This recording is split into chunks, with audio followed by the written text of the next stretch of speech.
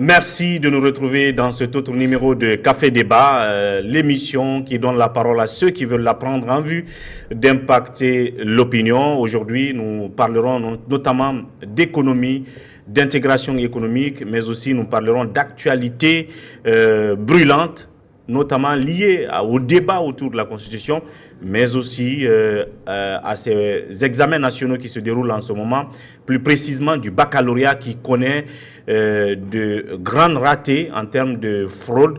Et aujourd'hui, l'information, c'est que le sujet de français, l'épreuve de français, qui devait donc être donnée, a plutôt été annulée puisqu'il y a eu fuite dans la nuit d'hier.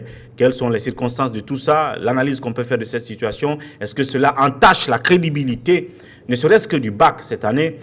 Nous aborderons ce sujet et de la libération finalement de 2 membres du Front de défense de la Constitution en deuxième partie d'émission avec Sekou Jamal Pendessa. Mais déjà dans cette première partie, on va parler d'économie. Vous savez, nous sommes un peu dans l'ère de la globalisation par les Suds, à travers les intégrations économiques et ainsi de suite. C'est dans ce sens que nous allons parler d'abord de la monnaie unique éco de la CEDEAO. Vous le savez, l'espace CEDEAO doit, à l'horizon 2020, adopter ensemble une monnaie unique qu'on appelle l'éco, mais il faut d'abord respecter un certain nombre de conditions pour pouvoir rendre opérationnel l'usage de cette monnaie dans notre pays. La Guinée sera-t-elle prête d'ici 2020? La question, nous la posons. Et puis, on parlera aussi de cette autre intégration, cette fois-ci commerciale, la zone de libre-échange continentale africaine qui a été symboliquement lancée le 7 juillet dernier à Niamey, c'était au Niger. Et pour répondre à ces questions, nous avons comme invité Dr Mamoudou Touré. Il est économiste, déjà présent sur ce plateau. Docteur, bienvenue dans cette émission Café Débat. Merci. Votre première avec nous, impression? Première impression, c'est une impression plutôt positive et aussi faire appel à des techniciens pour débattre sur des questions d'actualité, sur des questions d'importance nationale. C'est à la fois un plaisir mais aussi un devoir citoyen pour moi d'être là et puis de partager avec vous quelques idées, quelques expériences et puis quelques concepts théoriques sur la problématique du jour. Bien.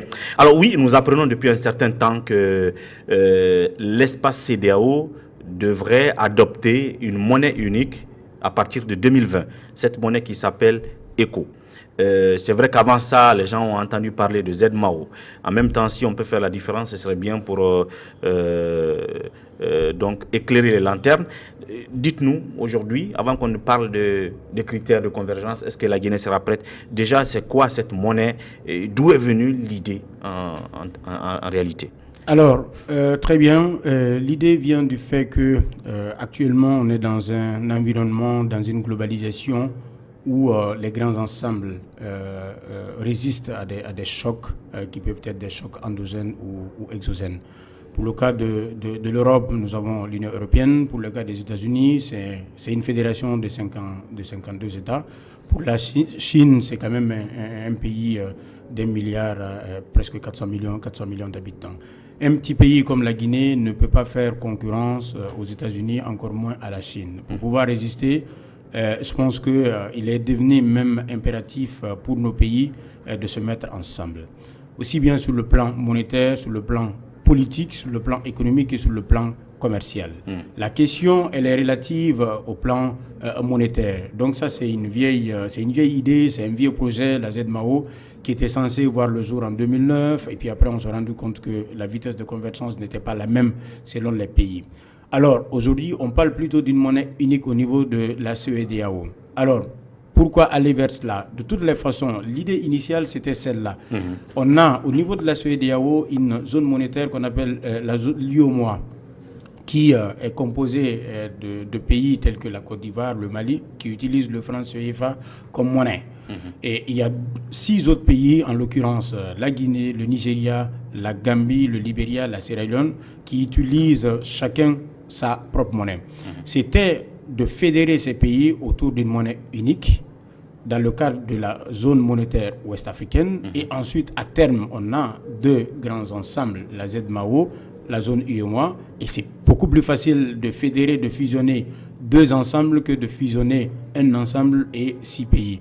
Mais pour ce faire, il il y a un certain nombre de préalables qui a été défini, des critères de convergence nominale et réelle qu'il fallait respecter. C'est vrai que suivant les différentes évaluations qui a eu lieu sur ces pays, c'était très difficile, c'est paru quand même par moments très difficile que tous les pays respectent tous les critères au même moment. Effectivement, je vais me permettre de vous poser cette question avant de continuer. C'est-à-dire que le projet, il est là. L'idée, il est là, c'est que les pays de la CEDEAO adoptent cette monnaie qu'on appelle ECO en 2020. Mais il faut respecter ce que vous appelez les critères de convergence. Quels sont ces critères de convergence? Il y en a beaucoup. Il y a le critère, par exemple, qui est lié, je ne vais pas être très exhaustif là-dessus, il y a le critère, par exemple, qui est lié au taux d'inflation, qui devrait être, si mes souvenirs sont bons, aux alentours de 3 ou 5%.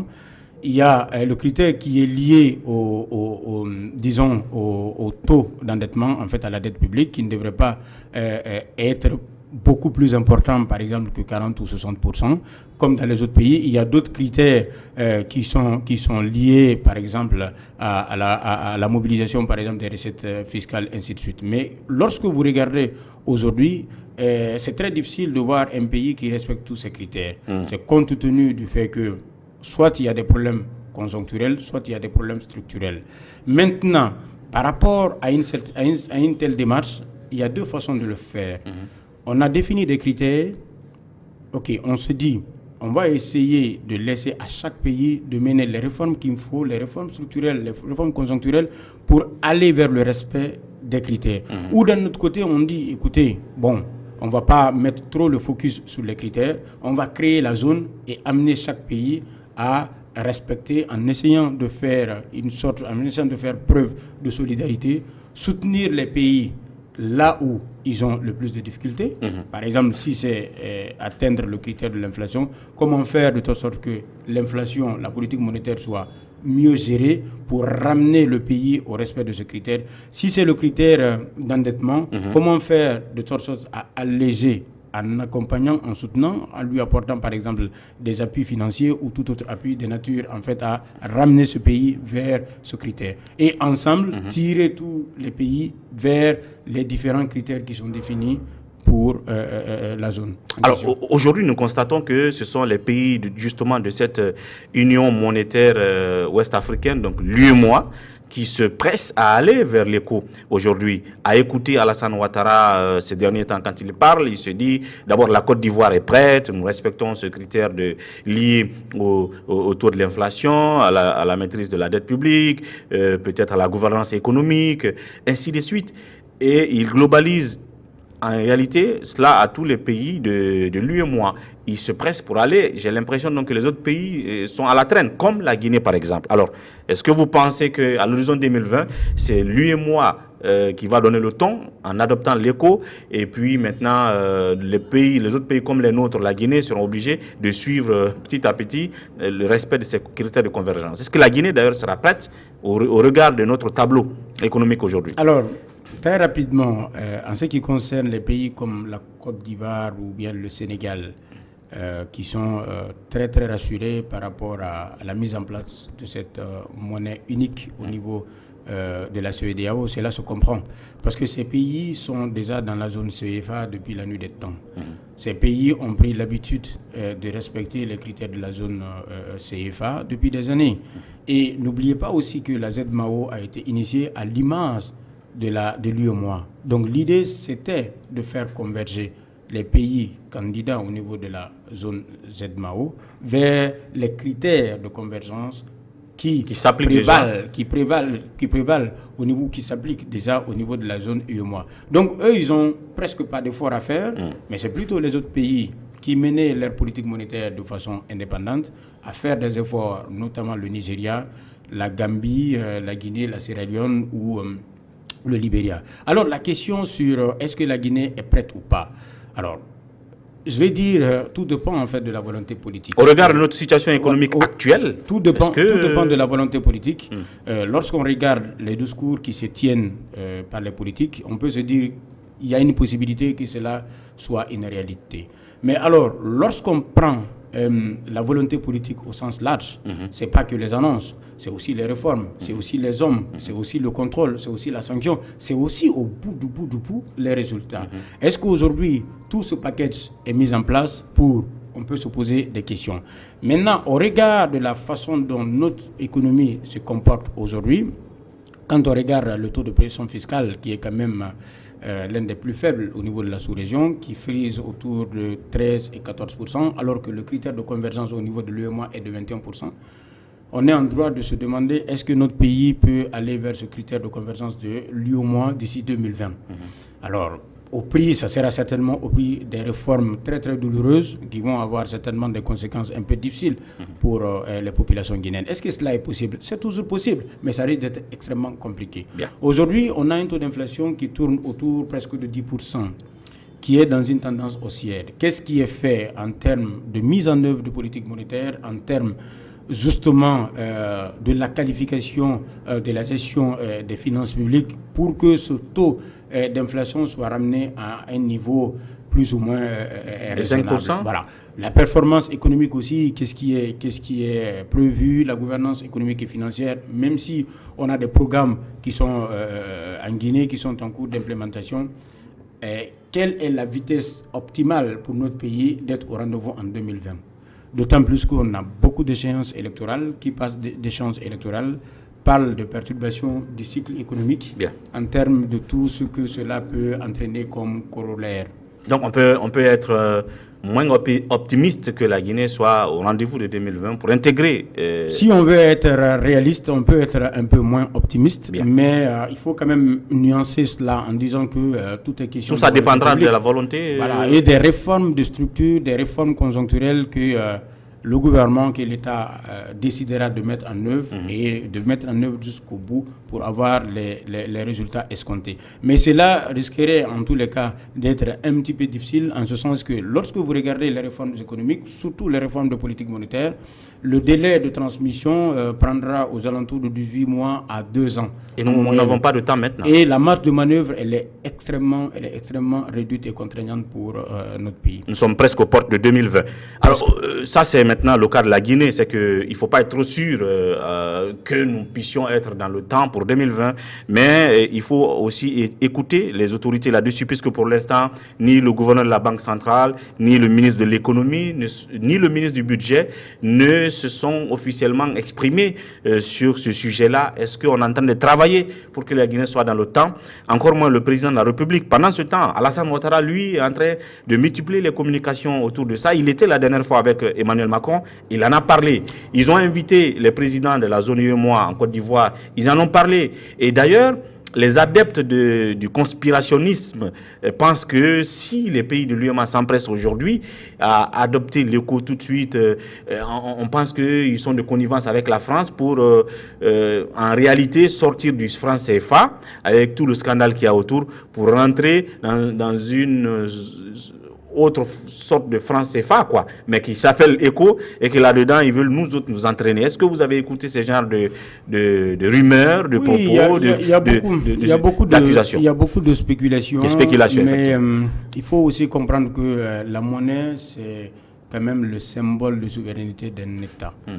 Même si les pays de l'UEMOA se sont conformés à l'épreuve du temps, à utiliser justement cette monnaie, un pays comme la Guinée ou d'ailleurs comme le Nigeria qui était ou qui est même du Commonwealth, avec un pays avec une population de 150 millions d'habitants, aura un peu plus de difficultés à s'accommoder. Mais encore une fois, je ne parle pas au nom du Nigeria. En revenant peut-être sur le cas de la Guinée, des déclarations comme celle-là, plutôt il ne faut pas peut-être réagir à chaud. Il faut être sûr des arguments avancés, et certainement, ou peut-être les autorités sont en train de travailler sur ça afin de pouvoir trouver des réponses qui soient cohérentes et qui soient aussi adaptées au contexte. Donc, il faudra peut-être être un peu plus patient, et je pense que les autorités, quand elles estimeront être utiles et nécessaires, communiqueront là-dessus. Mais encore une fois, cela n'est pas une surprise que les pays de l'UEMOA s'empressent, parce que la convergence c'est vers l'UEMOA. La convergence c'est pas vers d'autres critères, c'est pratiquement vers les pays de l'UEMOA. Donc en termes de réforme, en termes d'efforts à faire, ces pays n'ont pas beaucoup d'efforts. Maintenant, la question de souveraineté, faire gérer la réserve, ça c'est un vieux contrat, c'est une vieille convention qui existe entre ces pays et les pays de l'UEMOA. Est-ce que cette vieille notamment la France, est-ce que cette vieille convention va toujours continuer lorsque les autres pays s'engageront dans une autre dynamique, une nouvelle dynamique de mise en place d'une monnaie unique pour la zone CEDEAO? Je n'en sais absolument pas. Mais tout porte à croire que l'impératif est là. Dans la perspective, justement, je fais la transition, dans la perspective de la mise en place et de l'opérationnalisation de la zone de libre-échange continentale africaine, il serait aussi souhaitable que les monnaies que nous utilisons soient presque où la monnaie que nous utilisons soit la même dans tous les pays. Et cela a pour principal avantage de contenir en fait le risque de change qui pourrait éventuellement affecter les transactions et qui pourrait éventuellement, disons, augmenter le coût de transaction de nos commerçants, de nos industriels qui vont vouloir par exemple exporter leurs produits au niveau des autres pays de la région. Bien. Et c'est là justement que nous entrons en fin de compte dans le second sujet, qui est donc la zone de libre-échange continentale africaine, qui a été symboliquement lancée, mais avec faste, à Niamey, c'était au Niger, en présence de 32 chefs d'État africains et au moins de 4100 délégués invités et 100 ministres. C'était un événement grandeur nature, comme je l'ai dit, et une ambition très noble, et l'autre l'a dit, un vieux rêve. Alors oui, aujourd'hui, qu'est-ce qu'on peut entendre par zone de libre-échange continentale? Alors, qu'est-ce qu'on peut entendre? Alors, c'est vrai que c'est un vieux rêve qui était dans les pipelines depuis la création de l'ancêtre ou la maman de l'Union africaine, en l'occurrence l'Organisation de l'Unité africaine en 1963. L'idée, c'est d'aller vers une Afrique unie, une Afrique unie dans tous les sens, sens économique, sens politique, sens commercial, sens social aussi. Alors, la ZLEC, l'idée a été remise au goût du jour en 2015 à Addis Abeba lors du sommet des chefs d'État. Ensuite, l'idée de création le 21 mars à Kigali 2018, et le lancement symbolique officiel a été fait récemment à Niamey par les différents chefs d'État présents. Alors, cela a été marqué par l'adhésion de 54 pays sur 55. Aujourd'hui, seul l'Érythrée reste en marche, mais en attendant de continuer des consultations afin de pouvoir fédérer toutes les composantes nationales autour de ce projet. Donc, à terme, on va se retrouver autour de 55 pays dans un seul ensemble. Même si c'est un choix, c'est devenu par la force des choses même une obligation pour ces pays. Parce que dans un contexte de guerre commerciale où nous avons en face des grandes économies telles que le Brésil, telles que l'Inde, telles que la Chine, telles que les États-Unis, telles que l'Union européenne, qui sont des mastodontes en termes de pouvoir d'achat, mais aussi en termes de population, un petit pays de la Guinée, un petit pays comme la Guinée qui a 12 millions d'habitants, risque de ne pas exister sur le plan commercial, même sur le plan de pouvoir de négociation avec ses grands partenaires. Donc, c'est pourquoi, certainement, cette décision a été prise d'accélérer ce processus par le lancement officiel. Parce que l'Afrique, c'est quand même un marché de 1 milliard 200 millions d'habitants pour un pouvoir d'achat, je parle du PIB, je parle du produit intérieur brut, de 2500 milliards. Donc, on va avoir des personnes au nombre de 1 milliard 200 qui ont un pouvoir d'achat de 2005 d'échanger entre eux. Et l'autre défi, c'est ce qui fera donc de cet espace-là le plus grand espace commercial. Le plus grand espace économique commercial mondial. Mais l'autre chose, c'est que lorsque vous regardez un peu la caractéristique en fait de l'Afrique en termes de commerce entre Africains, commerce intra-africain, on est quand même à la marge, on est presque à la queue. Le taux de commerce intra, le taux d'intégration commerciale au niveau de l'Afrique, il est à peu près de 16%, comparé à celui de l'Union européenne qui tourne aux alentours de 60 à 70%. L'Amérique du Nord, c'est au-delà de 40%, presque 50%. L'Asie, c'est presque 50%. Nous sommes à 16%. Comment faire de toute sorte à porter ce taux à un niveau acceptable, en essayant d'encourager les pays africains à commercer entre eux? Le fait de ne pas commercer entre nous, ça entraîne des tensions parce que nous avons des intérêts divergents. C'est le cas par exemple du cacao, c'est le cas des différents sommets de l'OMC. Je me rappelle à un moment donné, lorsque le Sénégal défendait une position qui n'était pas, la position n'était pas défendue par les autres pays. Donc le fait d'aller vers cette zone, ça permettra à l'Afrique de se fédérer autour des points assez précis. Et de parler d'une seule voix, comme Alpha Condé a mal le dire. Pour défendre les intérêts africains. Alors, la zone de libre-échange, on peut certainement la voir sous différentes dimensions. Par exemple, il y a des dimensions de la complémentarité. Alors, c'est des pays qui ont des avantages comparatifs dans des domaines assez précis. Chaque pays peut peut-être se spécialiser dans le domaine où il a le plus d'avantages comparatifs. Le cas de la Guinée, on a la bauxite en un plus infini. Nous sommes la deuxième réserve mondiale, ou la deuxième réserve mondiale, il me semble. En termes de potentialité agricole, nous avons plus de 6 millions d'hectares de terres arables. Nous avons un potentiel hydrographique de cours d'eau énorme. Nous avons une pluviométrie qui est favorable. En se spécialisant peut-être dans la production agricole et dans la transformation, on peut être le grenier. Le grenier de l'Afrique. Le cas du Sénégal, le Sénégal qui a des avantages comparatifs dans la production, par exemple, dans la culture de l'arachide. Le Sénégal peut être le grenier en termes de production d'arachide pour les autres pays. Le cas de la bauxite, la transformation de la bauxite en aluminium, c'est toute une chaîne. La Guinée peut peut-être couvrir la bauxite, l'alumine, mais d'autres pays qui ont des avantages comparatifs sur le plan énergétique peuvent et industriels peuvent prendre en charge, par exemple, la transformation de l'alumine en aluminium et remettre ça sur le marché africain. Mais il ne faut pas être aussi aveugle que cela comporte aussi des risques. C'est les risques, par exemple, d'inondation d'autres produits. C'est là où les pays africains doivent discuter sur l'origine des produits, savoir qu'est-ce qui va rentrer, qu'est-ce qui ne va pas rentrer, quelle est la proportion des produits qui vont être importés en dehors de l'Afrique, pour ne pas que les marchés africains soient inondés par le biais d'un certain nombre de pays qui vont importer pour aller inonder les autres marchés. Et c'était l'une des principales appréhensions du Sénégal par rapport du Nigeria plutôt par rapport à l'adhésion du pays à ce projet de mise en place de la zone de libre-échange commercial.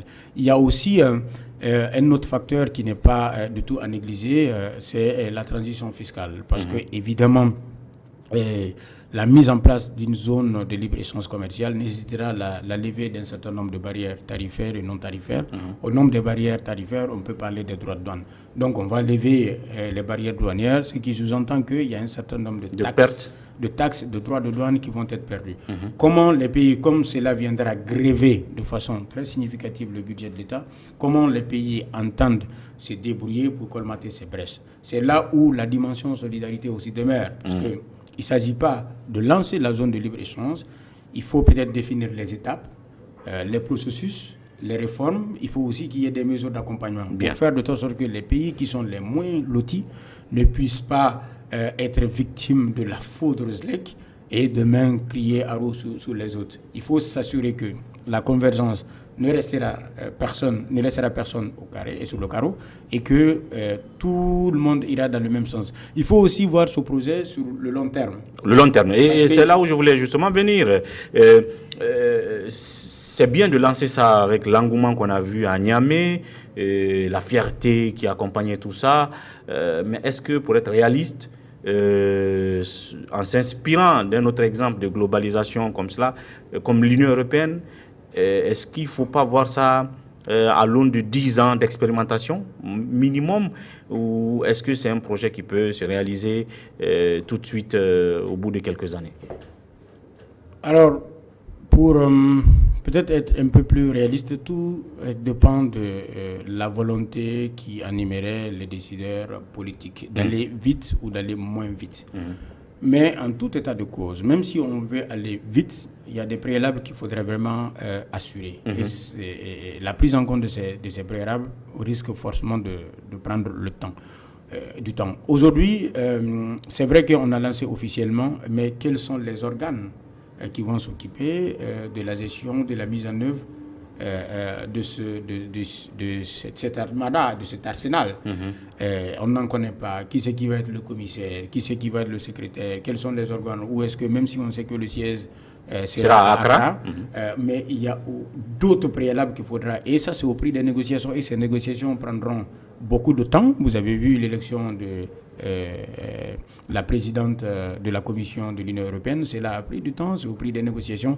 Donc je pense que ça va être à peu près la même chose pour le cas de l'Afrique. Donc c'est pour cela, oui, se fixer des délais pour se contraindre à aller vite dans les réformes, dans les processus, c'est une très bonne chose. Et puis il y a aussi un autre élément, c'est la politique commerciale. Parce que qui parle de zone de libre-échange, ça veut dire qu'on va aller au-delà des politiques commerciales nationales. On va pour les adapter. On va réfléchir sur une conduite politique à tenir au niveau de l'Afrique. Et pour l'élaborer, c'est un cadre juridique. Pour l'élaborer, c'est un acte juridique. Pour l'élaborer, cela prendra énormément de temps. Et après, les procédures pour la mise en œuvre, les procédures, par exemple, en cas de faillite, pour situer les responsabilités, quelles sont les différences selon, par exemple, des sanctions. Il y a autant d'éléments à prendre en compte. Je pense que les années qui vont suivre seront certainement consacrées à la mise en place, en fait, de la fondation.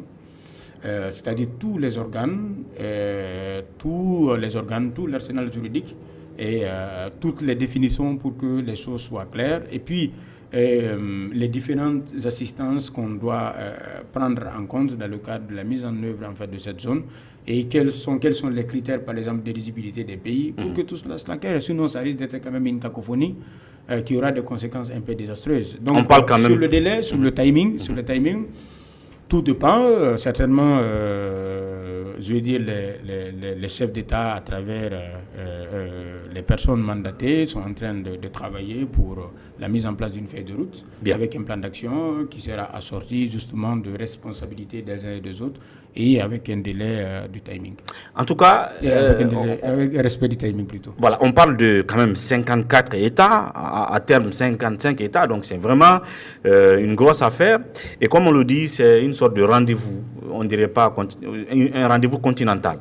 Et pour parler de la Guinée, en ce rendez-vous-là, est-ce qu'on peut dire que la Guinée viendra avec quelque chose sous la main, qu'on peut tirer notre épingle du jeu à ce rendez-vous continental commercial, au vu de nos potentialités? Et c'est là-dessus qu'on termine cette première partie. Justement, vous avez parlé de nos potentialités agricoles, hydrauliques, mais aussi minières, mais il y a aussi l'aspect artisanal, tout ce qu'on manuellement on fabrique en Guinée, qui peut avoir de la valeur sur le continent. Donc, de ce point de vue, est-ce qu'on peut dire que même si c'est à terme, au bout de 10 ans ou de 15 ans, de préparation de cet espace commercial et qu'il est prêt, la Guinée, à terme, pourra tirer son épingle du jeu au vu de nos différentes potentialités? Au prix des réformes, oui. La Guinée a des avantages comparatifs, que je dirais des avantages naturels. Mais la Guinée ne peut tirer profit de cet avantage que lorsque la Guinée s'engage dans la valorisation. Qui parle de valorisation parle de la transformation. Qui parle de transformation parle de l'industrialisation. Mais ce n'est pas que. Et l'industrialisation, la transformation, il y a tout un effort, il y a tout un arsenal d'efforts à faire. Il y a d'abord la réforme de la gouvernance globale pour améliorer le climat des affaires, inciter les gens à investir davantage. Et puis surtout, lorsque les gens investissent, qu'ils puissent justement écouler, qu'ils puissent avoir des débouchés pour écouler leurs produits. C'est là où la dimension de contrainte d'offre se pose. Contrainte d'offre, vous pouvez avoir de l'offre, mais que vous n'arrivez pas en fait à accéder aux débouchés, compte tenu par exemple des réseaux de transport qui sont soit déficitaires ou qui sont soit déficients ou qui sont vétustes. Donc cela voudrait dire que pour que la Guinée soit au rendez-vous, il faudra que la Guinée continue comme elle le fait actuellement à investir dans les différentes infrastructures, notamment les infrastructures de transport. Et c'est ce qui permettra à la Guinée de se connecter avec les autres pays de la sous-région, de permettre aux producteurs guinéens qui vont certainement disons, mettre une dose de transformation dans les produits pour pouvoir les écouler sur le marché. Mais ce n'est pas que cela. Il faut que la Guinée aussi investisse dans la formation. Dans la formation, dans l'enseignement, dans l'éducation, dans la santé. C'est cela qui nous permettra de développer des connaissances, de développer un savoir-faire, d'avoir une productivité qui nous permettra en fait de maintenir notre position de compétitivité par rapport aux autres pays. S'il y a d'autres pays qui sont à même de proposer les mêmes produits à moindre coût, il va sans dire que l'idée de compétitivité, le choix rationnel du consommateur ira forcément vers les produits les moins chers. Donc, c'est un sacré défi pour nous. Et moi, je pense que, de mon point de vue d'économiste, c'est une très très bonne chose que la Guinée s'engage dans cette dynamique.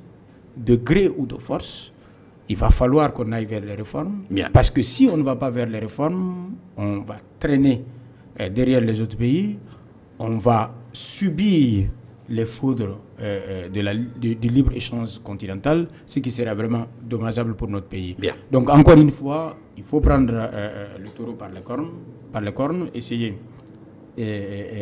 d'investir, essayer de continuer la réforme financière et économique, mais essayer aussi de faire de sorte que le climat des affaires puisse être amélioré afin d'inciter le maximum d'investisseurs possible et aller encourager plutôt vers la transformation, parce que je veux dire, proposer des produits à l'état brut à d'autres pays africains, ça veut dire que leur donner la chance de créer des chaînes de valeur, de transformer ces produits et de revenir sur notre pays, de revendre les produits qui quittent en fait chez nous. Donc c'est autant de réflexions qu'on doit avoir. Il faut qu'on ne se précipite pas. Il faut qu'on fasse une étude diagnostique assez complète, qu'on prend les domaines dans lesquels nous avons des avantages comparatifs certains, et qu'on voit la possibilité de transformation des produits sur place, et qu'on essaie aussi d'adapter en fait notre système de formation par rapport aux besoins du grand marché qui va être ouvert. Donc on fait une étude du marché à un moment donné. Évidemment, pour ne pas être loin ou à côté du rendez-vous. Voilà donc la Guinée face au double défi d'intégration, d'abord sous-régionale en parlant de l'intégration monétaire sous-régionale, l'ECO, et l'autre défi continental qui est donc la zone de libre-échange continentale africaine. Vous avez vu donc le regard de l'économiste Dr Mamoudou Touré là-dessus. Ce n'est qu'un début, nous reviendrons aussi à d'autres occasions sur ce sujet pour aller un peu plus dans les détails. Merci d'être venu et merci de la disponibilité. C'est moi qui vous remercie, c'est un devoir pour moi. Merci. Et puis tout de suite dans la deuxième partie, après quelques secondes, 10 minutes chrono de décryptage de l'actualité. Voilà, merci de nous retrouver dans cette deuxième partie de Café Débat. Comme annoncé, Sekou Jamal Pendessa à mes côtés pour décrypter l'actualité immédiate et brûlante. Sekou Jamal Pendessa, bienvenue. Merci. Alors, deux sujets. D'abord, la libération de Sekou Koundounou, administrateur général du Balai Citoyen et membre fondateur du Front National de Défense de la Constitution, et Founike Mangué également, qui est membre du Front. Et est-ce qu'on peut dire que c'était inutile, qu'on les a arrêtés pour rien? Mais il faut rappeler qu'on va parler aussi du baccalauréat 2019, les cas de substitution, les fuites de sujets.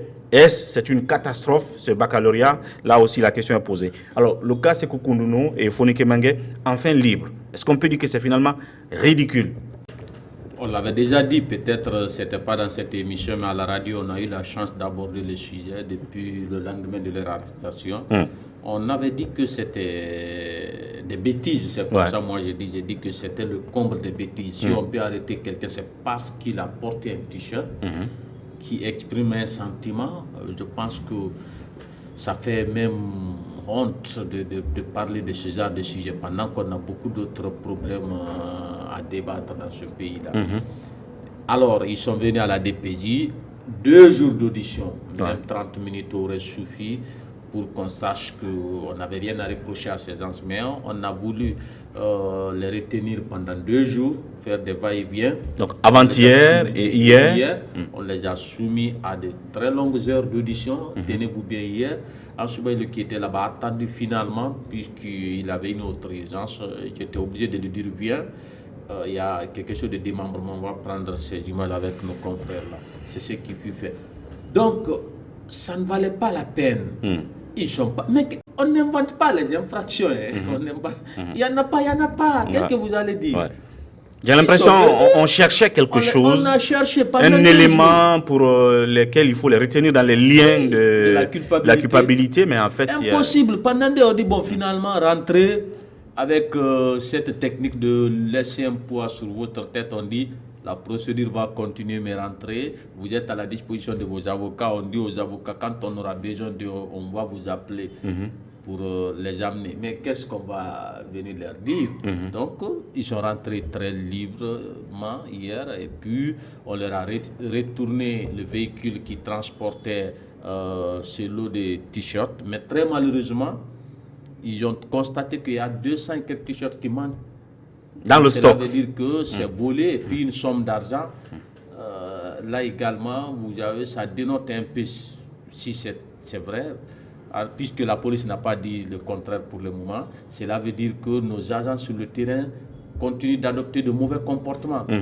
Même si on leur avait demandé, supposons qu'on leur demande d'aller arrêter ces gens-là, vous les arrêtez avec des choses incriminées, vous les gardez.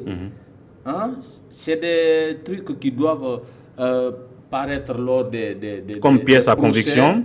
Vous comprenez, pièce à conviction, tout ça. Donc rien ne devait arriver à ces objets mis sous scellé, mais très malheureusement ça n'a pas été le cas. Comme les avocats disent qu'ils vont se battre pour obtenir le reste de ces t-shirts et l'argent volé, je pense qu'il n'y a même pas beaucoup de choses à dire sur ce sujet, sinon qu'une mauvaise publicité pour notre pays, puisque les réseaux sociaux en ont parlé, les sites d'information, si fait que à l'étranger on dit mais attention. Parce que ça aurait été une image très grave, une publicité assez nuisible pour la gouvernance de dire que oui ça allait si jamais on avait continué à les retenir, de dire que on a arrêté des anti changements de constitution ou anti troisième mandat parce qu'ils étaient allés confectionner des t-shirts sur lesquels sont imprimés justement ces slogans de non à la nouvelle constitution, pendant que les pros aussi confectionnent les t-shirts, on ne les arrête pas. Ça aurait été, je pense, qu'une mauvaise image. Ça allait déjà un peu là, déjà que l'info est partie. Dit que la mauvaise image allait continuer encore si on les retenait très longtemps. Évidemment, et que ça allait créer peut-être des perturbations dans la cité. Ça se préparait déjà. Si vous faites attention au débat des quartiers, les gens avaient commencé à dire donc c'est trop. Nous, quand on va voir quelqu'un avec un t-shirt du RPG, vous voyez le danger qu'on a voulu créer dans les quartiers. On dit ils n'ont qu'à les garder. Nous, le jour où on verra quelqu'un passer ici avec t-shirt RPG, on va s'attaquer à lui. Alors que ce n'est même pas le RPG qui l'a fait. Le militant qui porte ce t-shirt n'a rien à voir dans ça. Mais très malheureusement, ce serait la conséquence de ce mauvais comportement du pouvoir. Et des autorités, policières, si on peut le dire comme ça.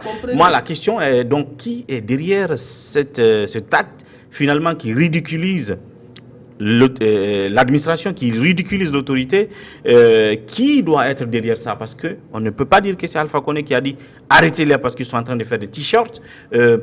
La main de qui peut être perceptible, imaginable derrière cette arrestation en fin de compte? Si on s'en tient à l'officiel, le chef de l'État a dit publiquement que laisser le débat libre, que chacun s'exprime. Cela veut dire que ceux qui sont contre qui s'expriment, ceux-là qui sont pour aussi s'expriment. Mais vous savez, généralement, il y a dans ce pays des gens qui veulent toujours se faire plaire auprès du chef, donc ils posent des actes pensant que c'est dans le sens d'aider le chef, alors qu'ils sont en train de l'enfoncer comme un tel acte. Peut-être c'est lui-même qui aurait appelé finalement pour dire attention, ne continuez pas cette procédure, c'est pas bon pour mon image. On ne le sait pas.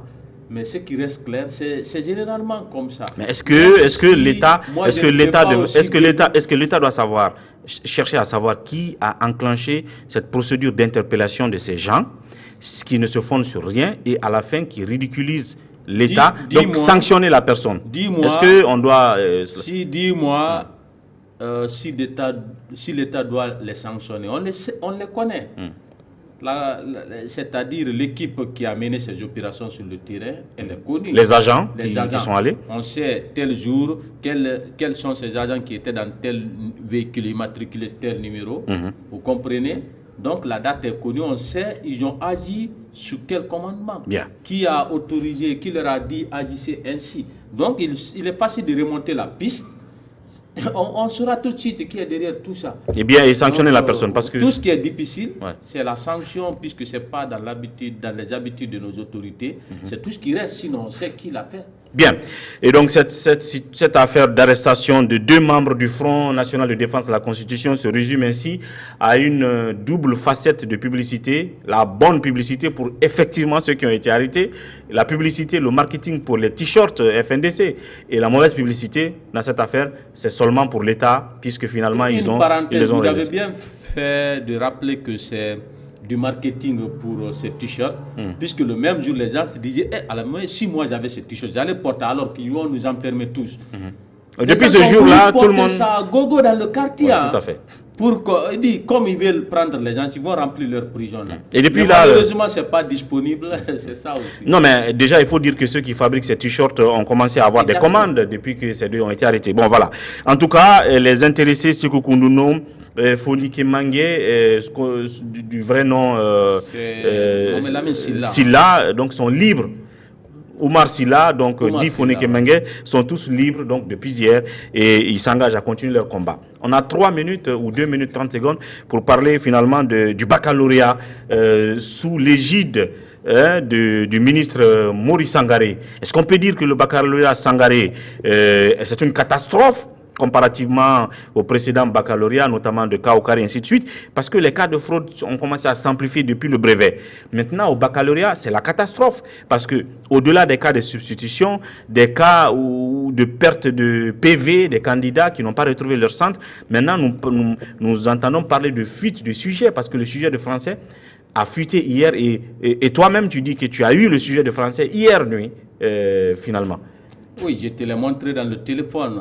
Vous savez, en tant que journaliste qui s'intéresse souvent à certains sujets, j'ai réussi à infiltrer des groupes depuis lors du dernier bac. Le bac de l'année dernière, vous avez vu qu'on a fait un reportage inédit au compte de la rédaction, là où on a révélé des cas de fraude. Donc c'est comme ça on les a décelés. Et cette fois-ci encore, hier à 0h déjà, à 0h30, quand on a fini de parler, 0h10, je ne sais plus, mais à 0h30, j'ai reçu le sujet de français dans ce groupe d'échange là, et c'est traité tout, jusqu'à la conclusion. Quand on est venu le matin, avant qu'on ne commence l'émission, j'ai appelé Kandia, vous étiez légèrement en retard, j'ai dit à Kandia, voici le sujet de français qu'on a eu, voici le sujet, voici le traité. Donc, après l'émission, on va à la DCE, tu nous prends une copie du sujet de français, on va comparer si c'est réellement une fuite de sujet, puisqu'on était un peu prudent.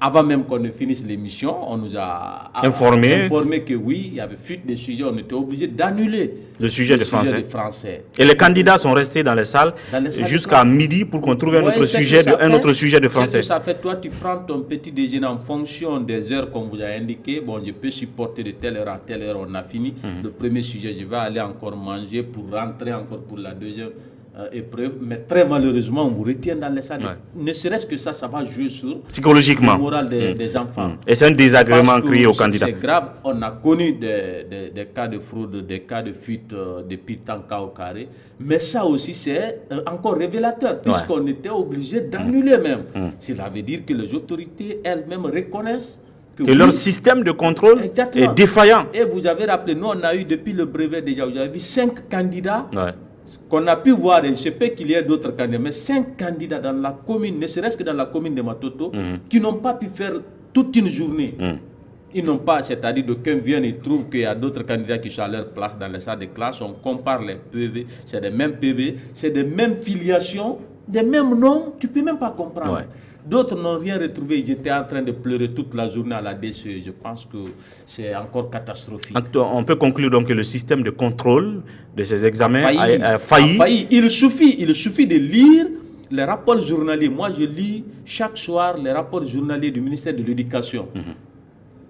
On peut déceler en une seule journée près de 20 cas de fraude. Près de 20 cas de fraude accumulés à des cas de substitution. Vous comprenez? c'est qu'il faut qu'on passe au système biométrique. Sinon, on ne pourra pas résoudre cette affaire de substitution. Parce que c'est un autre problème. Les gens, c'est dès la prise de photos, déjà, tout est planifié en complicité avec les responsables de l'école. On vient, bon, toi, tu vas faire à la place de tel, donc viens prendre la photo. Tu évolues sur les vrais renseignements du candidat, mais c'est ta photo qui est là. Absolument. Mais s'il y avait un système de biométrique là, et puis dès que c'est changé, on peut facilement le comprendre. Mais dans les salles d'examen, quand les surveillants viennent, ils regardent la photo et... Quand il y a conformité, dès qu'il y a conformité, voilà, c'est fini. Parce que tu n'es pas né devant eux, on ne t'a pas baptisé devant eux. Il ne peut pas savoir si c'est ton nom ou c'est pas ton nom. Évidemment. Vous comprenez? Donc je pense qu'il y a encore beaucoup de choses à faire dans le système éducatif pour que ça bouge. Mais pour le moment, c'est catastrophique et ce qui s'est passé aujourd'hui encore, c'est inédit. Inédit, ce qui s'est passé aujourd'hui. Le sujet de français, l'épreuve de français, on peut le dire ainsi, annulée, et les candidats obligés de s'asseoir dans les centres, de rester dans les centres jusqu'à midi afin qu'on trouve un autre sujet et continuer les épreuves. Nous suivrons ça de près jusqu'à la fin du baccalauréat, en tout cas. En tout cas, les signaux que nous voyons ne rassurent pas du tout en termes de moralisation de nos examens, de contrôle strict. C'est vrai qu'il n'y a pas d'examen sans tentative de fraude, mais à cette échelle-là, il faut dire que c'est complètement raté. Merci Pendessa et à demain. Merci beaucoup. Oui. À vous, merci de votre attention et puis à demain pour un autre numéro de Café Débat. D'ici là, prenez soin de vous et au revoir.